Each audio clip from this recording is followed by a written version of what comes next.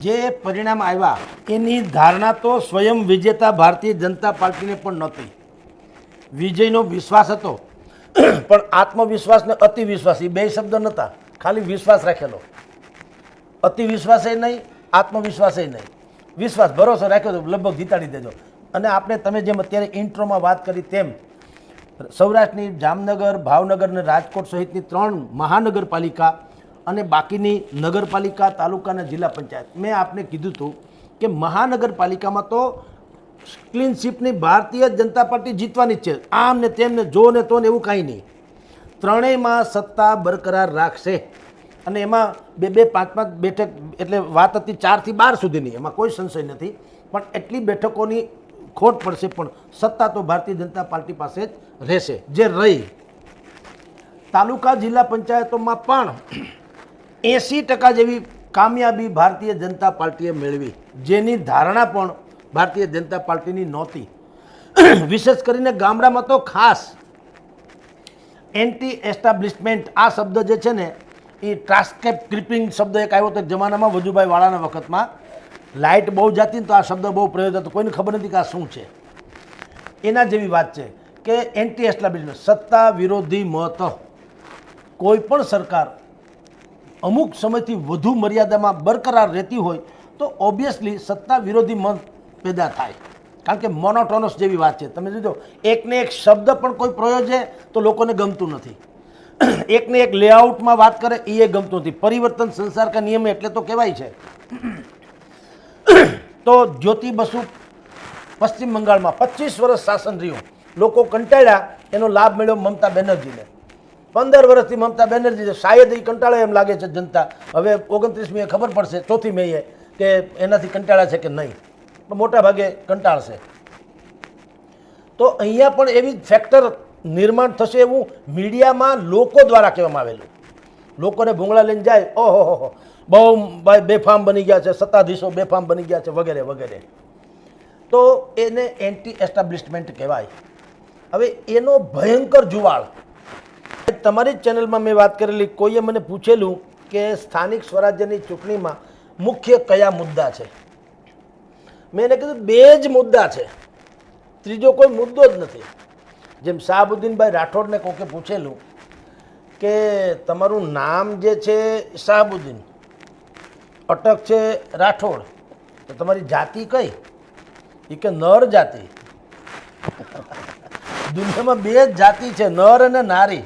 બાકી બધું તમે મેં ઊભી કરેલી વાતો છે. એવી રીતે 2 જ વર્ગ છે, સુખી અને દુઃખી સાહેબ. ત્રીજો કોઈ વર્ગ જ નથી. એમ અહીંયા પણ 2 જ મુદ્દા હતા ચૂંટણીમાં, pro government, anti government, that's all. એમાં બધું આવી ગયું. સરકાર તરફી, સરકાર વિરોધી, બીજી કોઈ વાત જ નહીં. એમાં પિષ્ટ પિંજણ કરો તો ઘણું લાંબુ થાય. એટલે સત્તા વિરોધી મત ઉપસાવવામાં આવ્યો હતો અને બધે એક જ મુદ્દાનો કાર્યક્રમ હતો. તમામ ટીવી મીડિયાથી માંડીને યુટ્યુબર્સમાં તમે જુઓ, સત્તા વિરોધી મત બહુ છે અને આંતરિક અસંતોષ છે, એવી જ વાતો થઈ. અને ભારતીય જનતા પાર્ટીએ પણ એમ માન્યું કે ફેક્ટર તો છે કંઈક. એટલે તમે જેને કહેવાય ને ડેમેજ કંટ્રોલ, હું જે શબ્દ વારંવાર કહું છું કે આમ આદમી પાર્ટી અને કોંગ્રેસમાં પરિવર્તનની લહેર નથી. એ પોતે કહે છે કે હવે તો બદલાવ, હવે તો કંઈક પંજાને લાવો, હવે તો કંઈક સમજો. પણ એને ખબર નથી, જનતા કોંગ્રેસને કહે છે કે હવે તો કંઈક તમે સમજો, અમારે દેવું છે. આમાં તો હું કર્મ સંજોગે સુપાત્ર મિલે તો કુપાત્ર કો દાન દિયો ન દિયો, કવિ ગંગ કહે સુણો ભાઈ સાધુ, મૂર્ખ મિત્ર કિયો ન કિયો. અમારે દાન દેવું છે, પણ સિંહનું દૂધ છે એ સુવર્ણના પાત્ર સિવાય થોડું ટકે. તો જનતા કહે છે કે તમે પરિવર્તિત થાવ તો અમે તો તૈયાર છીએ. કોંગ્રેસ પરિવર્તિત ન થઈ, એની ઉપર જેટલી પણ અત્યાર સુધીમાં એન્ટી એસ્ટાબ્લિશ અને એને તૃષ્ટિકરણ, મુસ્લિમ તૃષ્ટિકરણથી માંડી અને જે કાંઈ એની ઉપર આક્ષેપો રહ્યા એ બરકરાર જ રાખ્યા. પછી નવોદિત ચહેરાઓની કોશિશ કરી. અમિત ચાવડાએ કીધું મેં 50% નવા ઉમેદવારો. ભાઈ નવા એટલે ચહેરાનો જ બદલવાનો, ચરિત્ર બદલવાનું છે. તમે ચહેરા બદલાવ્યા. ગુજરાતની 6.5 કરોડની જનતામાં ફૂટડા યુવાનો, ઝુંઝારૂ, લડાયક, સમર્પિત, શિક્ષિત, સક્ષમ, બધા એવા તમને મળે 100 તમારે જોઈએ કેટલા આ સ્થાનિક સ્વરાજ્યની ચૂંટણી હતી 10,000 હતી, વિધાનસભા હોય તો 182, લોકસભા હોય તો 26. એટલે ગુજરાતમાં આટલા માણસ હારા ન મળે જે સર્વગુણ સંપન્ન કહી શકાય.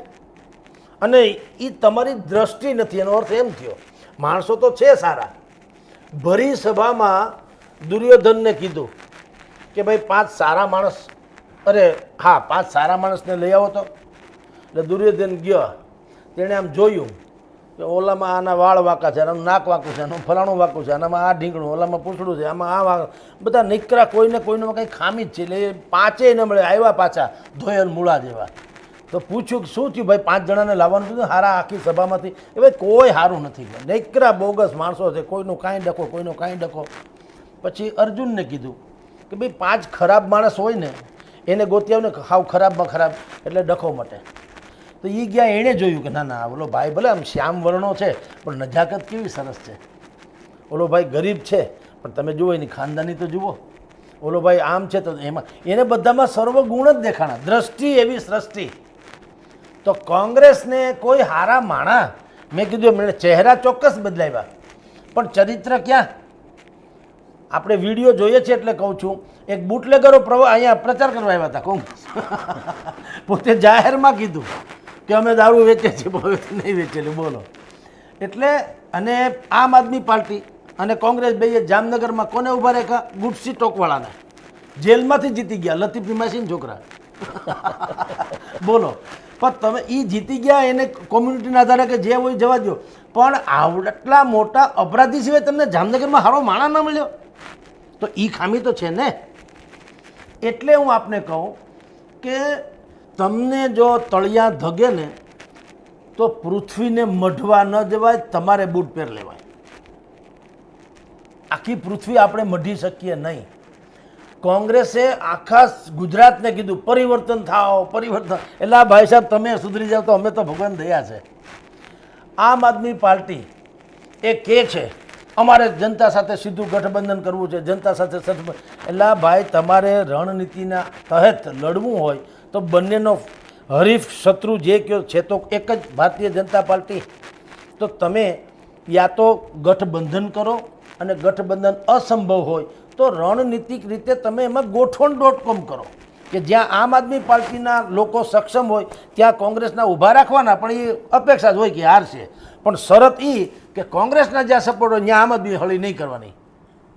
આ બધું ન કર્યું એનો બેનિફિટ સીધો ભાજપને, ભારતીય જનતા પાર્ટીને વિજય તિલકમાં મળ્યો. એટલે આજે બલુભાઈ તમારો જે પ્રશ્ન છે એના ઉપર પાછો આવું તો કે 2027માં હવે શું ધારણા કરવી આના ઉપરથી, કારણ કે ધારણા બારનો વિજય જ ધારણા બારનો છે. તો એના માટે આજે તમે ને હું જ્યારે ચર્ચા કરવા બેઠા છે ત્યારે કમલમમાં બધાએ જમી લીધા હશે, રસપુરીના ભોજન આજે રાખ્યા હતા. અને જેટલા સ્ટેટિસ્ટિક્સ એટલે આંકડા શાસ્ત્રીઓ કહી શકાય, પછી પોલિટિકલ જેને કહી શકાય વિંગ્સ, પછી થિંક ટેન્ક્સ, જે પછી પૂર્ણકાલીન કાર્યકર્તા, પછી પદાધિકારીઓ, એ બધા જ લોકો, મુખ્યમંત્રી, ડેપ્યુટી મુખ્યમંત્રીથી માંડીને બધાય પ્રવક્તાઓ, આ બધાયનું આજે કમલમમાં અત્યારે જમણવારે પૂરું થયું. અને હવે ચર્ચા એનાલિસિસ, જે શબ્દ આપણે તમને તમારી ચેનલમાં મેં વાપરેલો કે આ પહેલી એવી ચૂંટણી છે ગુજરાતના સ્થાનિક સ્વરાજ્યના ઇતિહાસની પહેલી એવી ચૂંટણી છે કે જે અતિ ચર્ચિત રહી છે. નહીતર આ ક્યારેય ઉજવાઈ જતું એ કોઈને ખબર ન પડતી. એ ચર્ચિત છે. પછી મેં બીજું તમને કાલે કીધેલું કે પરાજયનું વિશ્લેષણ તો સ્વાભાવિક થશે જ, પરાજય થયા પછી તો એનું પોસ્ટમોર્ટમ થશે. આ પહેલી એવી ચૂંટણી છે જેના વિજયનું પોસ્ટમોર્ટમ કરવું પડશે, જે અત્યારે કમલમમાં થઈ રહ્યું છે. જનતા આક્રોશિત હતી, એમ આપણે બધાય મીડિયામાં આવતું હતું. જનતા આક્રોશિત છે, સત્તા વિરોધી લહેર છે, સંતુષ્ટ કોઈને નથી, આંતરિક અસંતોષ છે, જૂથવાદ ચરમસીમાએ છીએ, પછી ઈગો ક્લેશ પરાકાષ્ઠાએ છે, વિપક્ષો મજબૂત આપોઆપ થતા જાય છે, શાસક પક્ષની પકડ નથી, કેટલાય બહાનાબાજીઓ બધી થઈ હતી, છતાંય ભવ્ય વિજય તો આપ્યો. સોસાયટીઓમાં વિરોધ પણ થયા હતા, અનેક સોસાયટીઓમાં બોર્ડ લાગ્યા હતા, અમે તુમસે કુછ ન ચાહીએ, અમે હમારે હાલ પે છોડ દો, એના જેવા.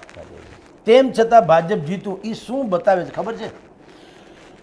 ભારતીય, હવે એક વસ્તુ બિલકુલ લખી રાખવા જેવી કહું સાહેબ, લોકો સત્તાનો વિકલ્પ શોધતા હતા ને, હવે એણે મારા ખ્યાલથી એ હવે પડતું મૂક્યું કે એનો લગભગ વિકલ્પ નથી, હવે વિપક્ષનો વિકલ્પ શોધે છે.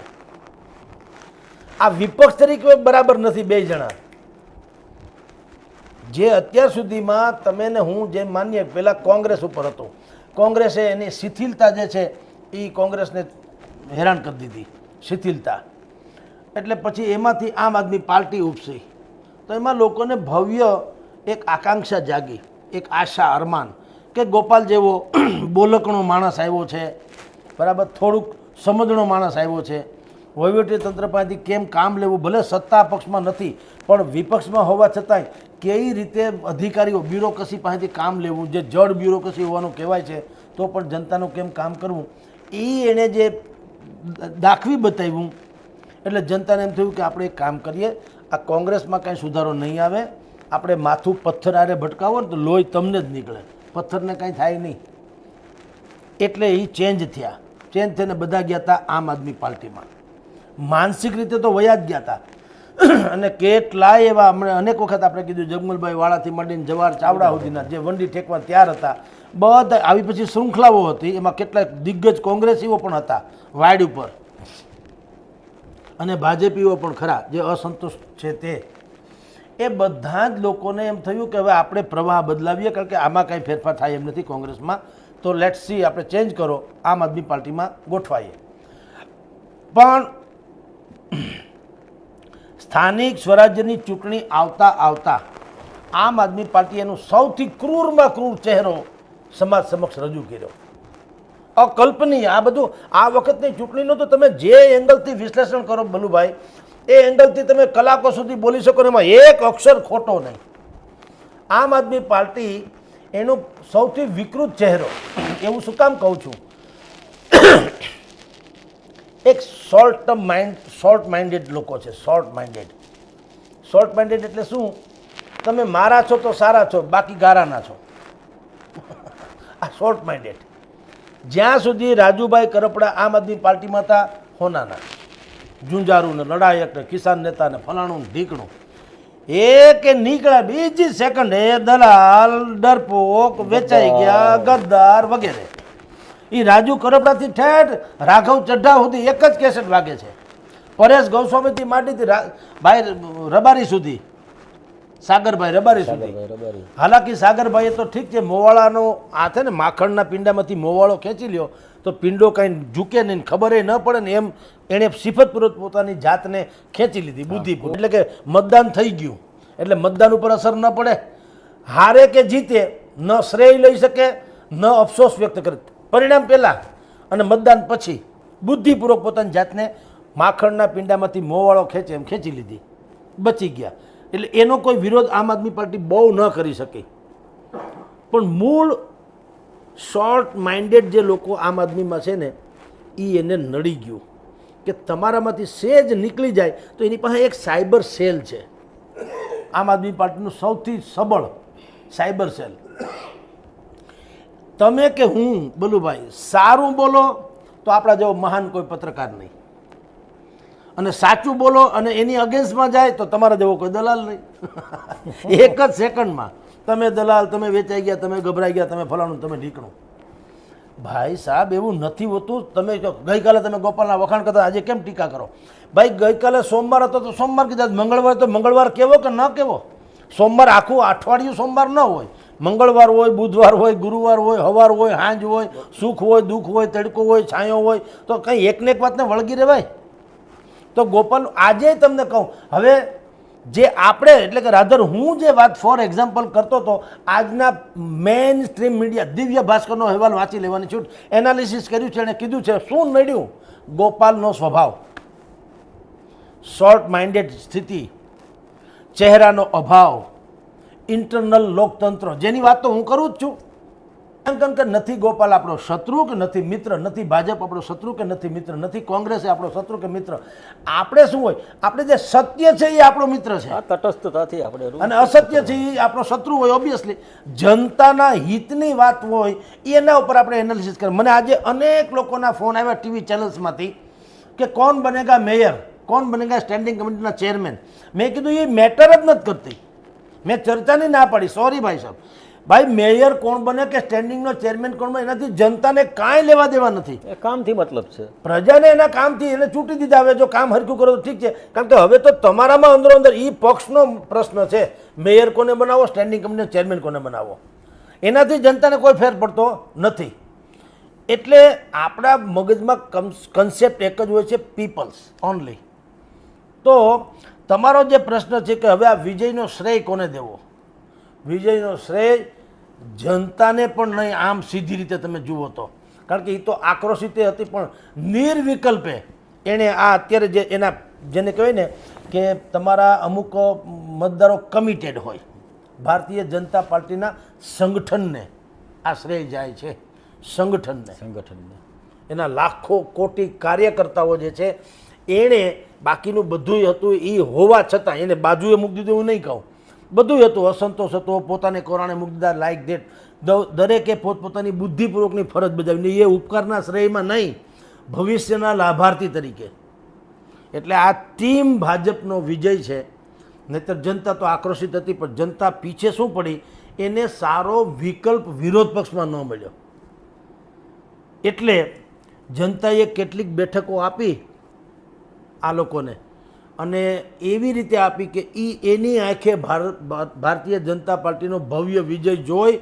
થોડું ઘણું આપીને એવી રીતના આપ્યું કે જુઓ તમે જો હંપી ગયા હોત તો કેવું થાત. હવે તમે ભારતીય જનતા પાર્ટીનો દિગ્વિજય જુઓ, તમારી આંખું ભલે તમારે ગમે એમ લોચા વળી જાય, તમારી નજરે તમે આ જુઓ. આપણે કહીએ ને ભાઈ કરજુગ એવો શબ્દ છે, કળયુગ નહીં, કરજુગ.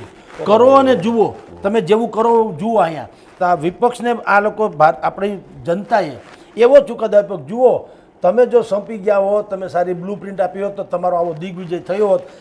હવે તમારો તો થયો નથી, પણ તમારી સગી આંખે ને તો તમારો હાવ ડાઠું કાઢી નાખીએ તો તમે ક્યાંય ચિત્રમાં જ ન હો તો તમે ગોદડું ઓઢીને સૂઈ જાઓ. પણ એમ નહીં, તમે જુઓ તમારી આંખે. તમને કેટલીક બેઠકો એવી આપી છે, તાલુકા પંચાયતની 8-10 બેઠકો તાલુકા પંચાયતો આપી છે, એમાં આમ આદમી પાર્ટી અને કોંગ્રેસની છે.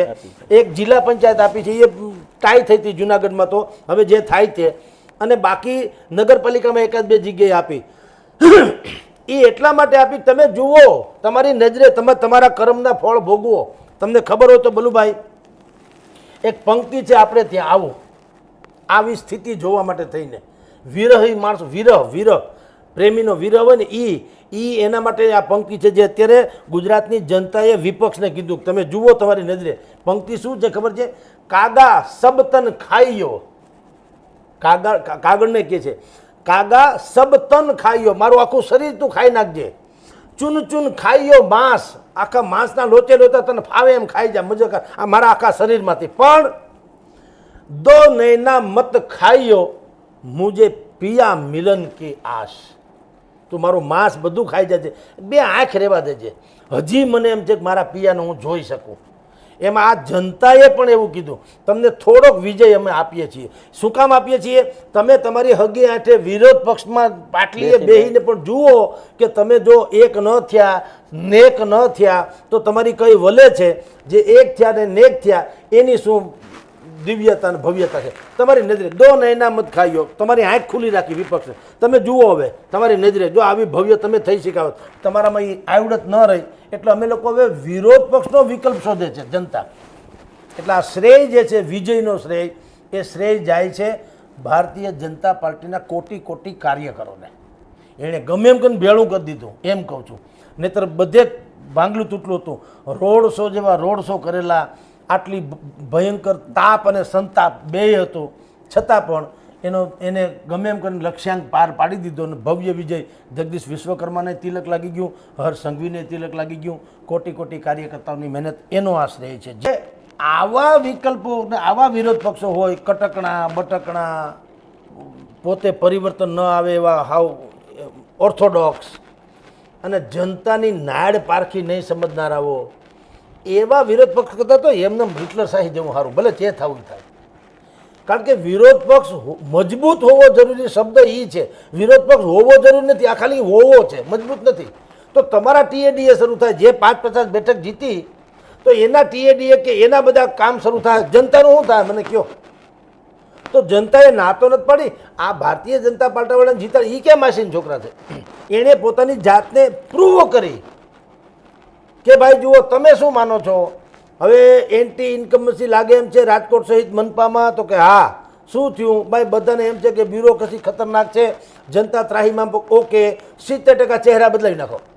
બદલાવી અચ્છા, સિનિયર મોસ્ટ હતા એ બધા અસંતોષની લાગણી પહેલેથી અનુભવતા હતા, કાંઈ વાંધો નહીં, એને માર્ગદર્શક મંડળ જેવું રાખ, આમ તો એના જેવું જ છે, પણ એને તમે સ્ટ્રેટેજિકલી બનાવ્યા ચૂંટણીના પ્રભારી.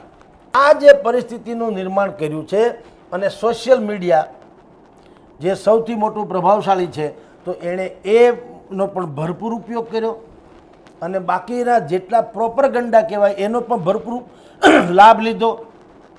જેમ કે ચારેકોર બેનર પોસ્ટર, કોમી બેનર પોસ્ટર લાગી ગયા હતા, કોણે લગાડી એ રામ જાણે, શું કામ લગાડી એ બધાને ખબર, એનોય બેનિફિટ લેવામાં કાંઈ કચાશ ન છોડી. તો સવાલ એ છે કે તમે જ્યારે બજારમાં નીકળો છો તો તમારે તમારો માલ વેચવો છે અથવા તો ગ્રાહકો પાસેથી પૈસા લેવા છે, તો તમારે એના જેવું થવું પડે ને, ડિમાન્ડ એવી સપ્લાય તો કરવી પડે ને. એ ભારતીય જનતા પાર્ટીએ કરી. એટલે તમારી જાણ ખાતર કે જનતા હવે શું વિચારે, હવે વિપક્ષ તરીકે સારો અત્યારે જે વાતો થાય નહીં, એક વિપક્ષનો વિકલ્પ વિચારે છે કે આ બે હતા, કોંગ્રેસ હતું, આમ આદમી હતું, બેમાંથી એકેય આનો લાભ લઈ શક્યા નહીં. તો જનતા હવે વિચાર કરે છે કે હવે જનતા સ્વયં વિરોધ પક્ષની ભૂમિકામાં આવે તો મેળ પડશે. કારણ કે જેને આપણે વિરોધ પક્ષ કહીએ છીએ, વિરોધ પક્ષ જેવું તો હોતું નથી, એ તો સાઠગાંઠ.com એના જેવું હોય છે, જે બે એકબીજાને ભારતીય જનતા પાર્ટીની બી ટીમ કહે છે. લ્યો, તો તમને બી ટીમ તરીકે નથી મૂક્યા ને, તમને વિપક્ષ તરીકે મૂક્યા હતા, સામે મૂકવાના, તમે તો બી ટીમ તરીકે. બેયનો આક્ષેપ છે એટલે કોઈ એક તો બી ટીમ છે એ નક્કી થયું. એટલે આ સ્થિતિ જે છે, જનતાએ હવે પોતે જ વિરોધ પક્ષની ભૂમિકા ભજવવી પડશે.